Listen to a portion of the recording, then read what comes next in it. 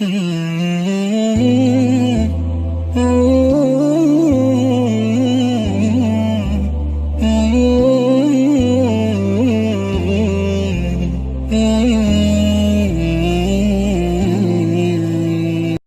انس خدا از او راضی باشد روایت است که رسول خدا درود بر او فرمودند: مؤمن کسی هست که آنچه برای خود میپسندد برای برادر مسلمان خود هم بپسندد.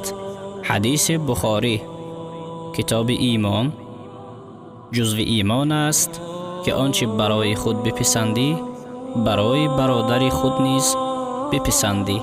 باب 6.